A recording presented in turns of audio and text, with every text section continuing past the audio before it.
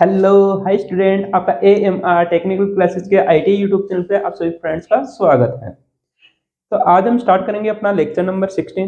इसमें हम देखने वाले हैं ट्रांसफार्मर का शॉर्ट सर्किट परीक्षण और उसके साथ साथ में हम ट्रांसफार्मर रेशो भी हम निकाल लेंगे। ओके, तो जो आपने पहला लेक्चर देखा था, मैं इससे पिछला ये जो क्लास हुई थी उसमें हमने ओपन सर्किट टेस्ट पढ़ लिया था। अब ओपन सर्किट टेस्ट पढ़ लिया था तो उसी का सर्किट हम साथ के साथ में लेके चलते हैं और जो आपका शॉर्ट सर्किट टेस्ट और ट्रांसफार्मर रेशो हम जो दोनों एक साथ निकाल कर हम देख सकते हैं। तो बने रहे अपने AMR टेक्निकल क्लासेस के साथ। और आपका जो आगामी एग्जाम्स है, जैसे IGCR का स्किल टेस्ट की डेट जारी कर दी गई है, 4 फरवरी को IGCR का स्किल टेस्ट है। और बाकी आपके अदर कॉम्पिटिटिव एग्जाम्स के अंदर जिसमें स्किल टेस्ट पूछे जाते हैं या प्रैक्टिकल करवाए जाते हैं, तो उन प्रैक्टिकल की समस्या को हम दूर करने के लिए अपने इस टेक्निकल के यूट्यूब चैनल पे हम जुड़े रहें और आपसे ये विनती करते हैं कि आप अपने इस चैनल को 1000 सब्सक्राइबर तक जरूर पहुंचाएं, क्योंकि आप जब तक 1000 सब्सक्राइबर से ज़्यादा नहीं हो जाते हैं और अपना 4000 घंटे का वॉच टाइम अगर कंप्लीट नहीं हो जाता, तब तक हम लाइव क्लासेज नहीं ले सकते। ओके, तो आपकी जो भी प्रॉब्लम्स आती है वो आप कमेंट बॉक्स में कमेंट करें और जो भी वीडियोज अपलोड किया जा रहा है उसको ध्यान से पढ़ें। और 2 या 3 बार अगर आप एक वीडियो को देख लेते हो तो उसके बाद में आपको दोबारा पढ़ने की आवश्यकता नहीं पड़ेगी। लाइफ में चाहे कभी भी आपसे प्रैक्टिकल करवा लिया जाए या कोई भी एग्जामिनर आपसे कुछ भी पूछ ले।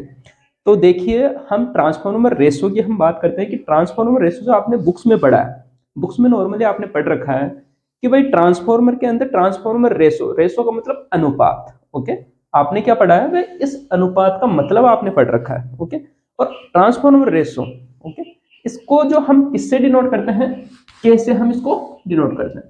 कहने का मतलब के का मतलब क्या होता है, ट्रांसफार्मर अनुपात होता है। ओके, अब ट्रांसफार्मर अनुपात को हम किससे डिनोट कर रहे हैं, के से। और इसमें जो ट्रांसफार्मर रेशो की जो परिभाषा बनती है वो कैसे बन करके आती है कि जो कोई ट्रांसफार्मर है, जैसे मान के चलिए ये कोई ट्रांसफार्मर है। ओके, यहां पे हम ट्रांसफार्मर बना लेते हैं। इस ट्रांसफार्मर के अंदर प्राइमरी के टर्न्स और सेकेंडरी के टर्न्स का अनुपात, कहने का मतलब प्राइमरी वाइंडिंग होती है उसमें आप कितने टर्न लगा रहे हो, कहने का मतलब कितने कंडक्टर या कितने चालक तार का आप यूज कर रहे हो। ओके, या आप वोल्टेज से भी आप ये कर सकते हो। अब वोल्टेज का मतलब क्या होगा, भाई ट्रांसफार्मर की जो प्राइमरी साइड के अंदर जो आप वोल्टेज इनपुट करते हो वो वोल्टेज आ जाएगी और उसके बाद में आउटपुट की जो वोल्टेज आपको चेक करनी होगी वो वोल्टेज आ जाएगी। और आप दोनों का वोल्टेज रेशो भी निकाल सकते हो, करंट रेशो भी निकाल सकते हो और टर्न रेशो भी आप निकाल सकते हो। ओके, तो यहाँ पे जैसे मान के चलिए ये हाई वोल्टेज साइड मान के चल रहे हैं, ये हाई वोल्टेज साइड। कहने का मतलब ये जो हमने ट्रांसफार्मर लिया ये एक सिंगल फेज ट्रांसफार्मर है। कहने का मतलब जो आपके घरों में जो सप्लाई आ रही होती है उसी वोल्टेज को हमें यहाँ पे लगाना है, कहने मतलब अप्लाई करवाना है। यहाँ पे हमें कितनी वोल्टेज देना है, 230 वोल्टेज हमें देना है। ओके, अब जो आउटपुट में, कहने का मतलब प्राइमरी साइड हो गई। ओके, इस साइड को क्या बोलेंगे हम, प्राइमरी साइड। PS से हम डिनोट कर सकते हैं प्राइमरी साइड या प्राइमरी वाइंडिंग आप इसको बोल सकते हो। यहाँ पे हम जो बात कर रहे हैं ये सेकेंडरी साइड है, सेकेंडरी साइड या सेकेंडरी वाइंडिंग हम इसको बोल सकते हैं। हाई वोल्टेज साइड है, यहाँ पे हमने हाई वोल्टेज दी। ओके, यहाँ पे हम अपने अकॉर्डिंग, हो सकता है आपको जो ट्रांसफार्मर दे दिया जाए कि इनपुट साइड में आपको 230 वोल्टेज लिखा हुआ हो और अगर ना भी लिखा हुआ हो तो आप यहाँ पे मल्टीमीटर की सहायता से यहाँ पे टर्न रेशो या रेजिस्टेंस आप चेक कर सकते हो। भाई रेजिस्टेंस जिसका ज्यादा आएगा उसमें टर्न रेशो में टर्नों की संख्या ज्यादा रहेगी। वाइंडिंग के अंदर जो हम चालक तार लपेट के रखते हैं उसकी अंदर टर्न्स ज्यादा होंगे, तो जिसके अंदर टर्नों की संख्या ज्यादा होगी वहां पे वोल्टेज का मान आपको आउटपुट में या इनपुट में आपको ज्यादा देना होता है। तो इसी बात को हम यहाँ पे समझते हैं। जैसे मान के चलिए ये मैंने जब ओपन सर्किट पढ़ाया था उसमें भी मैंने अच्छे से समझाया था। ओके, जैसे मान के चलिए ये आपका एक कॉमन वायर है।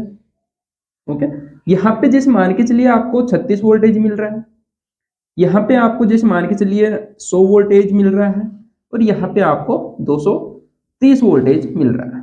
ओके, यहाँ से आप इसको आसानी से समझ सकते हो कितना वोल्टेज मिल रहा है, यहाँ पे 230 वोल्टेज मिल रहा है।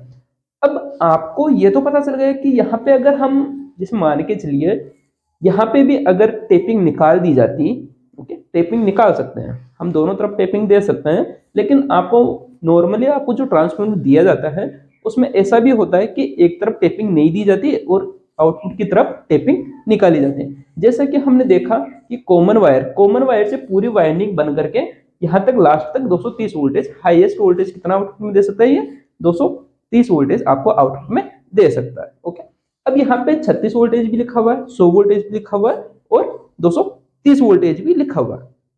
तो कहने का मतलब ये कॉमन वायर है। यहाँ पे जब आप मल्टीमीटर की सहायता से अगर रेजिस्टेंस चेक करोगे तो एक पिन आपको या एक लीड यहाँ पे लगानी होती है और इनका रेजिस्टेंस चेक करना होता है। जो सबसे कम वोल्टेज देगा वहां पे रेजिस्टेंस का मान भी क्या आएगा, कम आएगा, तो आउटपुट में वोल्टेज भी आपको कितनी मिलने वाली है, कम वोल्टेज मिलेगी।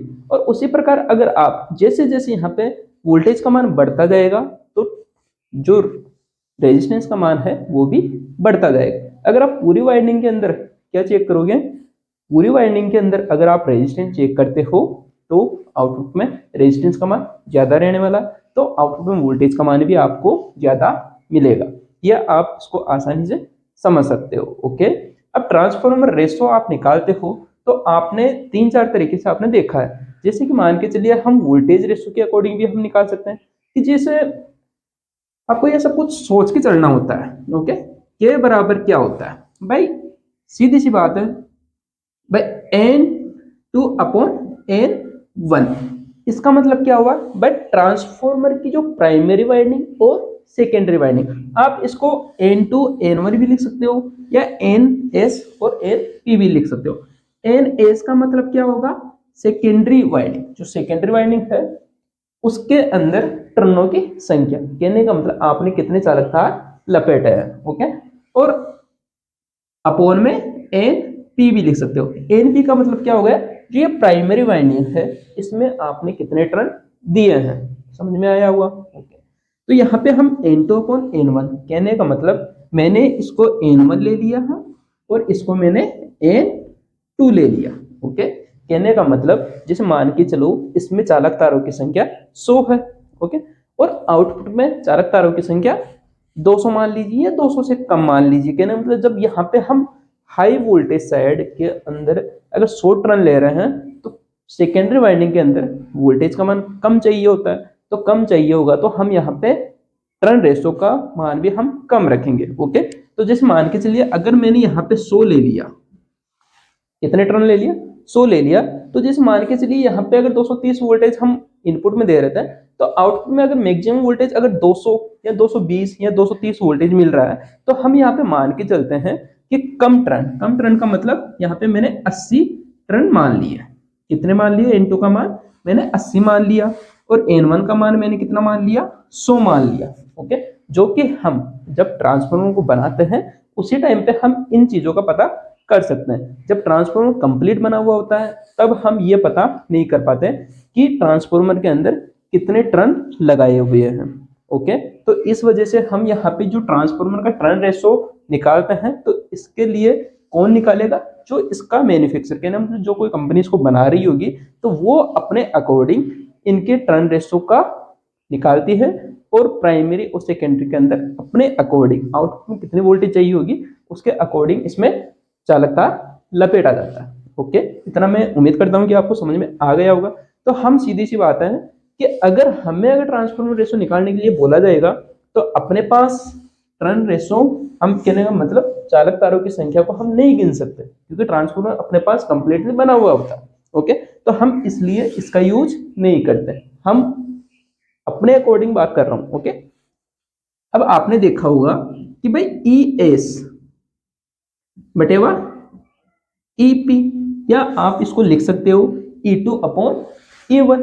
ओके, कहने का मतलब सेकेंडरी की वोल्टेज और प्राइमरी की वोल्टेज, जो कि आपको आसानी से ये पता कर सकते हो। कहने का मतलब ये आपको आसानी से पता भी रहता है कि जब आपको पता है कि प्राइमरी साइड के अंदर जिसका रेजिस्टेंस ज्यादा होगा वहां पे आपको इनपुट में अप्लाई की गई वोल्टेज का मान भी आपका ज्यादा होगा। जैसा कि मान के चलिए हमने इस पूरी वाइंडिंग के अंदर अगर हम रेजिस्टेंस चेक करते हैं तो यहाँ पे रेजिस्टेंस का मान ज्यादा आएगा, जो कि आउटपुट की अपेक्षा क्या रहने वाला, ज्यादा रहेगा, क्योंकि हम यहाँ पे वोल्टेज कितने दे रहे हैं, 230 वोल्टेज दे रहे हैं, और इधर हम जो वोल्टेज ले रहे हैं वो थोड़ी कम वोल्टेज लेके चल रहा है। ओके, तो यहाँ पे आप वोल्ट मीटर दोनों साइड में लगा सकते हो। वोल्ट मीटर एक आप यहाँ पे लगाओगे भाई, जो आप इसके अंदर वेरिएक ट्रांसफॉर्मर का भी क्या किया जाता है, यूज किया जाता है। वेरिएक ट्रांसफॉर्मर भी हम उसको बोलते हैं, या आप ऑटो ट्रांसफॉर्मर भी उसको बोल सकते हो। ओके, तो यहाँ पे आपको क्या करना है, वेरिएक ट्रांसफॉर्मर लगाना होता है, और वेरिएक ट्रांसफॉर्मर की जो आउटपुट में आने वाली वोल्टेज को हम यहाँ पे इनपुट में देते हैं, और इन दोनों के बीच में हम जो प्राइमरी की वाइंडिंग है उसमें कितनी वोल्टेज हम अप्लाई कर रहे हैं उसके लिए हम यहाँ पे वोल्टमीटर लगा देते हैं। और आउटपुट की वोल्टेज चेक करने के लिए भी हम क्या करते हैं, यहाँ पे एक वोल्टमीटर का यूज करते हैं। तो हम इसकी बात करते हैं, तो यहाँ पे आप सेकेंडरी के अंदर वोल्टेज और प्राइमरी की वोल्टेज आप पता आसानी से कर सकते हो। कहने का मतलब सेकेंडरी की वोल्टेज कैसे निकालोगे कि भाई यहाँ पे आप यहाँ पे और यहाँ पे, कहने का मतलब पूरी वाइंडिंग आपको यूज करना है, बीच वाले टेपिंग पे आपको फोकस नहीं करना, ये मान के चलना है कि हमने टेपिंग नहीं देखी, कॉमन वाला वायर और जो हाईएस्ट वोल्टेज हमने यहाँ पे 230 ले रखी है, अगर हम 230 से कम भी ले सकते थे, कहने का मतलब ये 100 वोल्ट थी तो यहाँ पे हम 150 वोल्टेज भी हम लेके चल सकते थे। ओके, तो हाईएस्ट वोल्टेज कौन सी हो जाएगी यहाँ पे, कहने का मतलब जैसे मान के चलिए हम इसको 230 को कट करके यहाँ पे 150 वोल्टेज ले लेते हैं, इसी को कोई प्रॉब्लम तो नहीं है। ओके, 150 वोल्टेज, तो इससे आपको कंफर्म हो गया कि ये ट्रांसफॉर्मर आपका एक स्टेप डाउन ट्रांसफॉर्मर है। ओके, क्योंकि 230 वोल्टेज हम यहाँ पे दे रहे थे, 230 वोल्टेज अगर आउटपुट में मिल रहा होता तो वो एक आइडियल ट्रांसफॉर्मर की बात है, हम इसको समझ लेते हैं। तो इससे बढ़िया है कि हम थोड़ी वोल्टेज कम लेके चलेंगे, तो इससे हमें कंफर्म हो जाएगा। ओके, तो यहाँ पे आपको पता चल गया भाई ईएस का मान, मैं सेकेंडरी के अंदर आउटपुट वोल्टेज का मान कितना आ रहा है, 150 वोल्टेज, और अपॉन में प्राइमरी साइड के अंदर वोल्टेज का मान कितना है, 230 वोल्टेज, जो कि हम इसके अंदर अगर भाग दे करके अगर हम निकालते हैं तो आसानी से हम इस वैल्यू को फाइंड आउट कर पाते हैं। ओके, ट्रांसफॉर्मर का अनुपात हम कैसे निकालते हैं ये आपने समझ लिया होगा। अगर करंट रेशियो की अगर हम बात करते हैं, करंट रेशियो के लिए भी आपने ये फॉर्मूला पढ़ रखा है, मैं सभी के अंदर क्या होता है, बराबर करता है, सभी के अंदर क्या करते हैं हम, बराबर करते हैं। तो यहाँ पे I1 अपॉन I2 हम लेते हैं, कहने का मतलब इसको थोड़ा यहाँ पे ले लीजिए, यहाँ पे आप थोड़ा कंफ्यूजन हो जाओगे। ओके, तो इसके अंदर हम क्या ले लेंगे, 1। ओके, यहाँ पे हमने क्या लिया, K बराबर ट्रांसफॉर्मर अनुपात K बराबर N2 अपॉन N1, कहने का मतलब सेकेंडरी वाइंडिंग के टर्न और प्राइमरी वाइंडिंग के टर्नों का अनुपात ही हम ट्रांसफॉर्मर या टर्न रेशो हम उसको बोलते हैं। और यहाँ पे E2 अपॉन E1, कहना मतलब वोल्टेज अनुपात। ओके, ट्रांसफॉर्मर का वोल्टेज अनुपात हम निकालने के लिए E2 अपॉन E1 करते हैं, और अगर ट्रांसफॉर्मर का करंट अनुपात अगर आपको निकालना होता है तो I1 अपॉन I2 हम लेकर के चलते हैं। ओके, आसानी से समझ में आ गया होगा, क्योंकि जो हम प्राइमरी साइड के अंदर बहने वाली धारा का मान अगर हम पता कर लेंगे तो यहाँ पे I1 का मान लिख देंगे, और आउटपुट में अगर कोई भी आप लोड, यहाँ पे हम नॉर्मली एक छोटा लोड लगा कर हम चेक करते हैं कि इनमें करंट कितनी कितनी आउटपुट में आ रही है। जैसे मान के चलिए यहाँ पे आपने वेरिएक ट्रांसफॉर्मर लगाया, और यहाँ पे इसकी लॉसेस के अकॉर्डिंग यहाँ पे एम्पीयर मीटर लगाओगे, तो इस एम्पीयर मीटर में कुछ ना कुछ तो रीडिंग आएगी। और यहाँ पे अगर आप आउटपुट में यहाँ पे एम्पीयर मीटर लगाओगे और एक लोड लगा दोगे, तो लोड के अकॉर्डिंग करंट में भी कुछ ना कुछ डिफरेंट आएगा। ओके, तो यहाँ पे हम करंट रेशियो भी आसानी से निकाल सकते हैं। तो ये मेनली नॉर्मल बातें थी जो कि मैंने अच्छे से एक्सप्लेन करने की कोशिश की है। अगर आपको ये समझ में आ गया होगा तो हम आगे चलते हैं।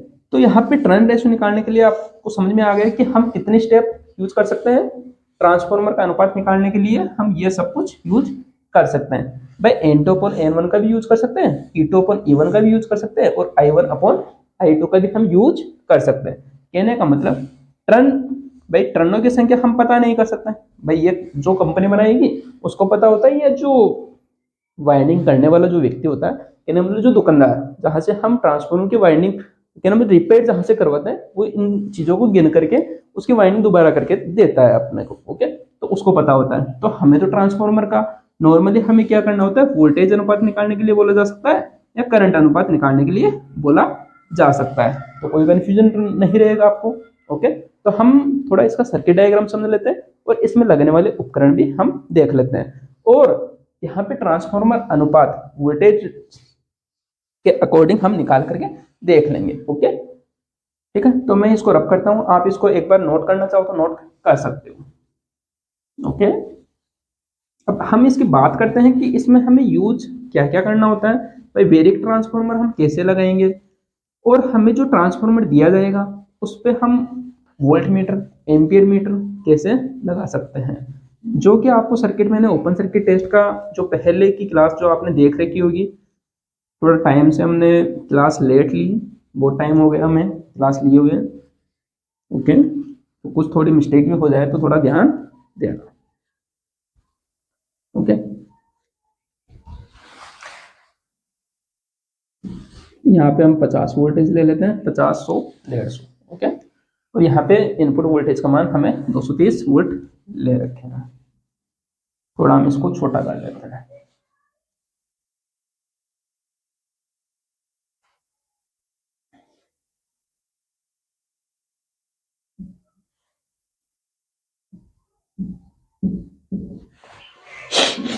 ओके, देखिए आपको ट्रांसफार्मर अनुपात निकालने के लिए कौन कौन से उपकरण चाहिए होते हैं। क्या मतलब मेन उद्देश्य इसका क्या हो गया, ट्रांसफार्मर रेशो निकालिए या ट्रांसफार्मर अनुपात ज्ञात करना या वोल्टेज अनुपात ज्ञात करना। आप जो भी आपको बोला जाए उसका मेन उद्देश्य तो वही होता है। क्या नाम जो क्वेश्चन में लिखा हुआ होता है वही आपका मेन उद्देश्य होता है। समझ में आ गया होगा। ओके, चलो हम आगे चलते हैं। मैं ट्रांसफार्मर अनुपात निकालने के लिए इसका मेन उद्देश्य जो भी होगा, परिचय आप जो भी देना चाहो वो अपने हिसाब से आप दे सकते हो कि हम क्या करेंगे ट्रांसफार्मर के साथ में, वोल्ट मीटर, एम्पियर मीटर या वेरिएक ट्रांसफार्मर हम कैसे संयोजित करते हैं, और उसके बाद में आवश्यक सामग्री, उपकरण जो भी आपको लिखना होता है। ये सीक्वेंस मैंने पहले से भी आपको बता रखी है, लेकिन हम जो यहाँ पे बात करते हैं उपकरणों की। ओके, जो हमें क्या क्या चाहिए होता है, कहने का मतलब नॉर्मली आपको क्या चाहिए, सबसे पहले ट्रांसफार्मर चाहिए,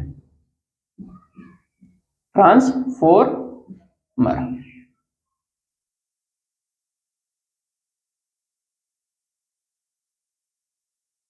ओके, ट्रांसफार्मर ये देख लेना आप कितने वोल्टेज तक का, क्या मतलब ये मेनली कितने भी किलोवाट एम्पियर में होता है। तो यहाँ पे जैसे 2 kVA का मान सकते हो, 5 kVA का मान सकते हो, जो भी आपको ट्रांसफार्मर मिल जाए उसी से आपको करना होता है, किलोवोल्ट एम्पियर। ओके, अब आगे हमें क्या चाहिए, एक वेरिएक ट्रांसफार्मर चाहिए। क्या चाहिए हमें, वेरिएक। भाई ट्रांसफार्मर रेशो निकालने के लिए वेरिएक तो चाहिए, क्योंकि वोल्टेज को आप किससे कम ज्यादा करोगे, भाई वेरिएक से तो करोगे। वेरिएक या आप इसको नाम क्या दे सकते हो, ऑटो ट्रांसफार्मर भी आप इसका नाम दे सकते हो। अब वेरिएक ट्रांसफार्मर, ओके, 0 से 280 वोल्टेज तक का आप ले लीजिए।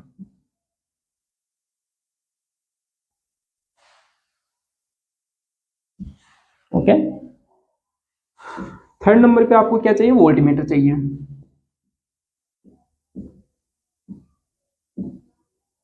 Volt meter, okay, volt meter कौन सा चाहिए आपको, MI type, moving iron. Moving iron या मूविंग आयरन इंस्ट्रूमेंट भी आप बोल सकते हो, मूविंग आयरन टाइप आप इसको बोलना है। ओके, तो ये कितने वोल्टेज तक का चाहिए आपको, 0 से 300 वोल्टेज तक का। MI type moving iron, MI type का मतलब इसका साइन ऐसा होता है। ओके, ऐसे जिगजैग लाइन और इसके बीच में से ऐसे निकला हुआ होता है। तो ये कौन सा होता है आपका सिंबल, एमआई टाइप होता है। तो ये आप सिंबल भी आप उसमें बना सकते हो। ओके, जिससे आपका कंफर्म हो जाएगा।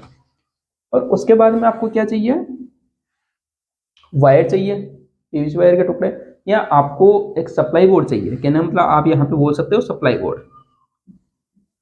सप्लाई बोर्ड,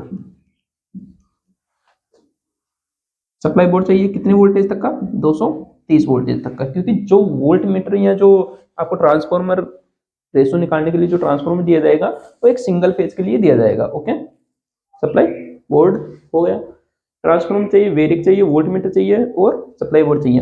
वोल्ट मीटर की संख्या कितनी हो सकती है, 2 चाहिए हमें। ओके, और आपको वायर के टुकड़े चाहिए, मैं पीवीसी वायर के टुकड़े भी आप बोल सकते हो, PVC wire. Okay, PVC wire के टुकड़े यहाँ 1.5 mm स्क्वायर ले सकते हो। mm² या 1 mm² का भी आप ले सकते हो, ठीक है। बस आपको इतने से उपकरण चाहिए कि एक ट्रांसफॉर्मर हमने बना रखा है, वेरिएक लगाना है, वोल्ट मीटर लगाना है, सप्लाई बोर्ड आपको चाहिए और पीवीसी वायर के टुकड़े चाहिए। जो कि वोल्ट मीटर हमें कितने लेना है, 2 वोल्ट मीटर लेना है, एक प्राइमरी साइड में लग जाएगा और एक सेकेंडरी साइड में लग जाएगा, जो कि आपको वोल्टेज के अंदर परिवर्तन देखने के लिए मिलेगा। तो आप इसको नोट कर सकते हो, ये आपके उपकरण है, नॉर्मल उपकरण जो आप इनको यूज करोगे। अब हम इसके बाद में बात करते हैं किसकी, इसके बाद करने वाले हम इसके सर्किट डायग्राम की, इसके सर्किट डायग्राम की।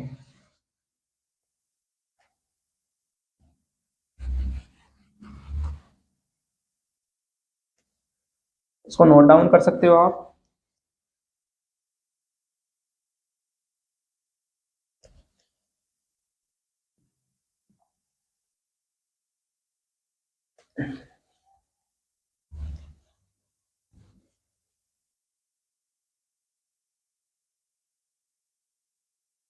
अब हम इसकी बात करते हैं किसकी, ट्रांसफॉर्मर रेशो निकालने का हम सर्किट डायग्राम देख लेते हैं, जिसमें हमें सबसे पहले क्या चाहिए होता है, सप्लाई बोर्ड, जो कि मान के चलिए यहाँ पे कोई एमसीबी लग रखी थी और यहाँ से आउटपुट में आपका फेज आ रहा है, या फेज और न्यूट्रल आ रहा है। अब हमें क्या लगाना होता है, जैसे ये फेज हो गया, ये न्यूट्रल हो गया, ओके।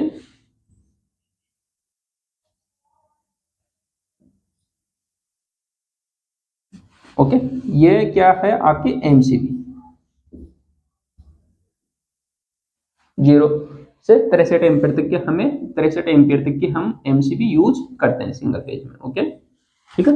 अब इसके बाद में आपको क्या करना है, एक ऑटो ट्रांसफॉर्मर लगाना है। ऑटो ट्रांसफॉर्मर लगा सकते हो या आप उसको वेरिक के नाम से भी आप बोल सकते हो, कहने का मतलब ऐसे आपको लगाना है।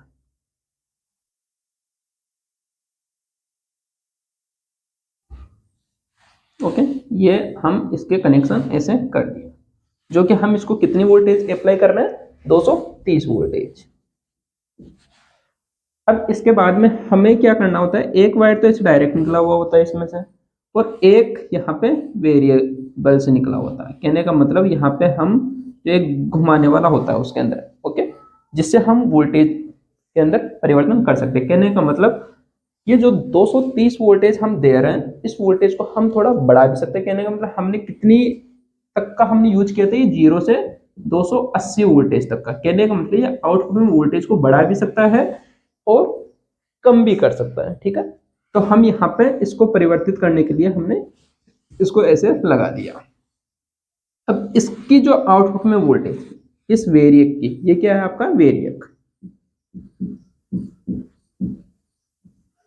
ये आपका वेरिएक है। तो इस वेरिएक की जो आउटपुट में आने वाली वोल्टेज है, उसको पता करने के लिए आप यहाँ पे क्या लगाओगे, वोल्ट मीटर लगाओगे, ठीक है। यहाँ पे आप क्या लगा दोगे, वोल्ट मीटर, जो कौन सा होगा, एमआई टाइप होगा, और रेंज कितनी रहेगी इसकी, 0 से लेकर के 300 वोल्ट, ओके। अब ये जो आउटपुट में जो वोल्टेज आ रही है भाई, आप इस वोल्ट मीटर की सहायता से वोल्टेज देख लोगे, ओके, जो कि क्या रहेगी, ये V1 प्राइमरी साइड की वोल्टेज है, V1 आप इसको नाम दे सकते हो। और ये जो दोनों वायर कहाँ पे लग जाएंगे, आपके ट्रांसफार्मर के साथ में, इनपुट साइड में, ओके। तो यहां से हमने यहाँ पे लगा दिया। और अगर आप चाहो तो यहाँ पे आप एम्पियर मीटर भी साथ के साथ लगा सकते हो, अगर लगाना चाहो तो, ठीक है। बाकी आप नहीं लगाओगे तो भी काम चल जाएगा। इसको थोड़ा अच्छा सा बना देते हैं, ओके। अब हमने क्या किया भाई, इस वेरिएक की सहायता से हम वोल्टेज में परिवर्तन करके देखेंगे। जैसे मान के चलिए V1, हम थोड़ा इसके अंदर क्या करते हैं, एक सारणी बना लेते हैं। यहाँ से आपको दिख रहा होगा क्रमांक संख्या, ओके। यहाँ पे V1 की वोल्टेज आ जाएगी, यहाँ पे V2 की वोल्टेज आ जाएगी, और यहाँ पे K ट्रांसफॉर्मर रेशो, जो कि क्या रहेगा, V2/V1, ठीक है। अब यहां से हमने ऐसे करना है, ठीक है। ये ऐसे आप सारणी बना करके उसको प्रदर्शित कर सकते हो आसानी से, ठीक है। अब आपने क्या किया, मैं स्टार्टिंग के अंदर V1 की वोल्टेज, और यहाँ पे जो आउटपुट में भी आपको क्या, भाई ये जो टेपिंग है इस पे आपको फोकस नहीं करना होता है, कॉमन वायर और इसकी लास्ट वाला हाईएस्ट जो रेंज होती है आउटपुट में वोल्टेज की, उस पर आपको वोल्टमीटर लगाना होता है, जो कि हम क्या कर रहे हैं, इस कॉमन वायर से लेकर के कहाँ तक, 150 तक हम लगा देते हैं। एक वोल्टमीटर हमने आउटपुट में लगा दिया, जिसको हमने क्या नाम दिया, V2। ओके, अब हमें क्या करना है भाई, यहाँ पे हम जो वोल्टेज अप्लाई कर रहे हैं, कितनी वोल्टेज अप्लाई कर रहे हैं, वो हम यहाँ से वेरिएक की सहायता से करेंगे। ये प्राइमरी साइड है, ये सेकेंडरी साइड है। एस हमने लिख दिया और प्राइमरी को BS लिख दिया। ओके, प्राइमरी वाइंडिंग या सेकेंडरी वाइंडिंग। ओके, अब आपको क्या करना है भाई, क्रमांक संख्या फर्स्ट में आपको देखना है भाई V1 जैसे मान के चलिए हमने V1 वोल्टेज का मान हमने दे दिया 100 वोल्ट। कितना वोल्टेज दे दिया आपने, 100 वोल्ट, जो कि आप आउटपुट में देखोगे मैं ट्रांसफार्मर की जो सेकेंडरी वाइंडिंग है उस वोल्टेज पे आप उस वोल्टमीटर में अगर रेंज देखोगे तो आपकी वोल्टेज कितनी आएगी। कहने का मतलब हमने हाईएस्ट रेंज पे सिलेक्ट कर रखा है भाई, 150 वोल्टेज पे हमने देख रखा है, तो जैसे मान के चलिए ये लगभग वोल्टेज का मान कितना आएगा, आप दे तो कितनी रहे हो, दे कितनी रहे हो, 100 वोल्टेज, तो आउटपुट में आपको कितनी वोल्टेज मिलेगी, आउटपुट में कितनी वोल्टेज मिलेगी जब आप वोल्टमीटर की सहायता से अगर चेक करोगे, तो जैसे मान के चलो हमने देखा कि इसकी 52 वोल्टेज आ गई, कितनी वोल्टेज आ गई, 52 वोल्टेज। जब आप इन दोनों का ट्रांसफॉर्मर रेशो निकालोगे तो V2 का मान ऊपर रखोगे और V1 का मान नीचे रखोगे, तो V2 का मान कितना आया, 52/100, तो मान कितना आ जाएगा इसका, 0.52, 0.52, जो कि ये ट्रांसफॉर्मर कौन सा हो गया, स्टेप डाउन ट्रांसफॉर्मर। ओके, अगर 1 से अगर ऊपर का मान आता तो ये स्टेप अप ट्रांसफॉर्मर हो जाता है। ठीक है, ये ध्यान रखना। सेकेंड नंबर की हम लाइन चेक कर लेते हैं। सेकेंड नंबर पे आपको क्या करना है भाई, वोल्टेज का मान आपने कितना कर दिया, 150 वोल्टेज, कितना कर दिया आपने, 150 वोल्टेज। किसकी सहायता से किया, इस वेरिएक ट्रांसफार्मर की सहायता से। आप वोल्टेज को कम ज्यादा कर सकते हो, तो आपने वोल्टेज को बढ़ा दिया। यहाँ पे जैसे आपने वोल्टेज को बढ़ाया तो यहाँ पे वोल्टेज में कुछ ना कुछ परिवर्तन आएगा, तो वोल्टेज बढ़ा रहे हो तो यहाँ पे भी तो वोल्टेज बढ़ेगी। तो जैसे मान के चलिए यहाँ पे वोल्टेज का मान कितना आ गया, 60 वोल्ट, जो कि आप इसमें भाग दे करके आप इसको आसानी से निकाल सकते हो। ओके, आप इसको आसानी से निकाल सकते हो, जो भी मान आएगा आप यहाँ पे लिख सकते हो। तो मैं उम्मीद करता हूँ आपको ट्रांसफार्मर रेशो निकालना आ गया होगा। ओके, तो हमने जितना प्रयास किया, इस प्रयास के अकॉर्डिंग अगर आपके कहीं पे भी किसी भी एग्जाम में अगर ट्रांसफार्मर रेशो से रिलेटेड अगर कोई भी क्वेश्चन आता है, प्रैक्टिकल करवाया जाता है, तो आप आसानी से कर पाओगे। अगर आपको यहाँ पे करंट रेशो भी निकालना हो तो यहाँ पे आप क्या लगा दोगे, एम्पियर मीटर लगा सकते हो, जो कि क्या लगाओगे, श्रेणी क्रम में ट्रांसफार्मर के यहाँ पे इसमें बीच में आप लगा दो। जैसे कि यहाँ पे अगर लगाना हो तो आप यहाँ पे करंट रेशो के लिए एम्पियर मीटर लगा सकते हो। ओके, मैं उम्मीद करता हूँ आपको ये समझ में आ गया होगा। एम्पियर मीटर, यहाँ पे भी आप एम्पियर मीटर लगा दोगे। ओके, उससे कोई दिक्कत नहीं होती।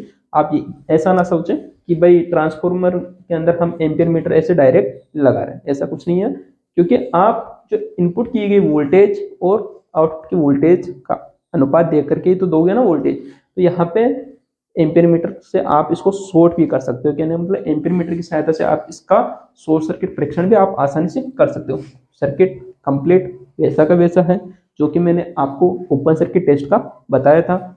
शॉर्ट सर्किट करना हो तो यहाँ से हम एम्पियर मीटर की सहायता से क्या करते हैं, उसको शॉर्ट कर देते हैं, जो कि इनपुट वोल्टेज का क्या मतलब 5% ऐसा वोल्टेज यहाँ पे दिया जाता है, जो कि एम्पियर मीटर के अंदर रेंज ऑटोमेटिकली सिलेक्ट हो जाती है। ओके, तो उम्मीद करते हैं आपको ट्रांसफार्मर रेशो पसंद आया होगा। तो आप अपने इस लेक्चर को, लेक्चर नंबर 16 था।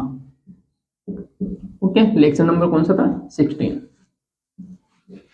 ओके, तो हम मिलते हैं अपने नेक्स्ट वीडियो में, जिसमें हम देखेंगे आपके स्टार्टर। ओके, मैं डीसी मोटर के हम स्टार्टर देखें, 2 पॉइंट 3 पॉइंट 4 पॉइंट स्टार्टर की बात करेंगे, और उसके बाद में आपके जो भी 3 फेज इंडक्शन मोटर के स्टार्टर आएंगे तो ऑटोमेटिक स्टार्ट, डेल्टा स्टार्टर आ जाएगा, फॉरवर्ड रिवर्स आ जाएगा, जितने भी आपके नॉर्मली स्टार्टर बचे हैं वो हम प्रैक्टिकल कर लेंगे। बाकी मेरी तरफ से ये आपका एक प्रैक्टिकल बच रहा था ट्रांसफॉर्मर रेशो वाला और शॉर्ट सर्किट टेस्ट वाला, जो कि शॉर्ट सर्किट टेस्ट के लिए मैंने आपको बता दिया था पिछले वीडियो में कि हम एम्पीयर मीटर की सहायता से हम उसको क्या कर सकते हैं, शॉर्ट करते हैं। ओके, बेसिक जानकारी मैंने अच्छे से दे रखी है, कोई दिक्कत नहीं है, और ट्रांसफॉर्मर रेशो आप आसानी से निकाल पाओगे। ओके, तो हम मिलते हैं अपने नेक्स्ट वीडियो में, जिसमें हम देखेंगे 2 3 4 स्टार्टर के कनेक्शन और बाकी जितने भी आपके डोमेस्टिक उपकरण हैं उनका भी हम वीडियो अलग से बनाएंगे। Okay, thank you, bye bye, love you. और अपने AMR टेक्निकल क्लासेस की यूट्यूब चैनल को लाइक, शेयर और सब्सक्राइब जरूर करना है, अपने दोस्तों के साथ में शेयर जरूर करें, जिससे हम अपना वॉच टाइम कंप्लीट कर सकें। वॉच टाइम कंप्लीट करने के लिए हमें कितना चाहिए, 4000 घंटा। ओके, और अपने YouTube चैनल को मोनेटाइजेशन तक पहुंचाने के लिए हमें कितने सब्सक्राइबर चाहिए, 1000 प्लस सब्सक्राइबर। ओके, तो ये सपोर्ट आप करोगे तभी अपने चैनल पे इतना सब कुछ कर पाएंगे। हम आपके लिए इतनी मेहनत से वीडियो बनाते हैं और आप ये काम भी नहीं कर पा रहे, तो चैनल चलाने का क्या फायदा। ओके, तो हम चाहते हैं कि फ्री ऑफ कॉस्ट जो भी क्लासेज आपको मिल रही है ये अच्छे से हम आगे तक देखते रहेंगे, और कभी आपके लिए पेड कोर्स हम अवेलेबल नहीं करवाएंगे, क्योंकि पेड में पढ़ा, जो पेड में हम पढ़ाते हैं उससे बेटर हम यहाँ पे यूट्यूब पे आपको अच्छे से पढ़ा देंगे। Okay, thank you, bye bye, love you.